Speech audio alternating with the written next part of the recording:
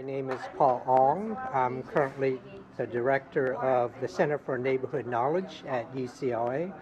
And my relationship with LEAP goes back to our joint efforts to do public policy as it relates to Asian Americans and Pacific Islanders. So I got into research and the university out of a more activist background. So I'm a firm believer that the university needs to be engaged with the community.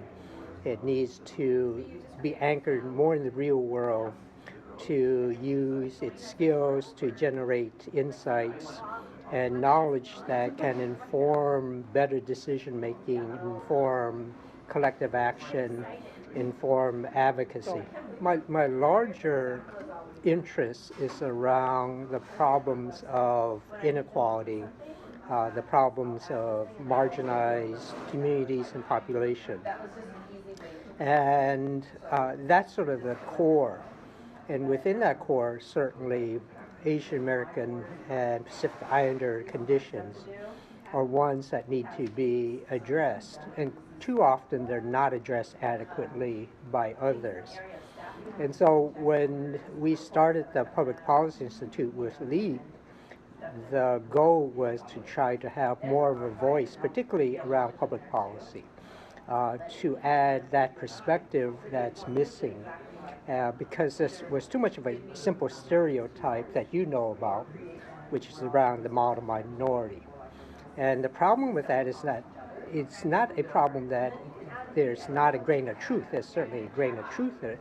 The problem is it hides some other realities that people either are ignorant of or would not put as high priorities. So one of the things that we hopefully achieve is to have new public policies that are appropriate, culturally sensitive, address some of, for example, the linguistic needs, but particularly for me, because I'm an economist by training, is to address some of the economic inequalities that are facing people.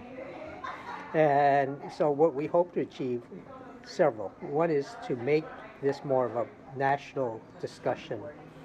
And we try to do that with LEAP in the past, is by doing reports that we work with the media to get out. We would like elected officials to consider these factors in legislation. And so we've had some success in the past in terms of having our research be incorporated into legislation and our public policy. And finally, I think we want to do a service by working with our partners, our community partners, the advocacy groups, by providing the sort of research expertise that we're privileged in terms of doing.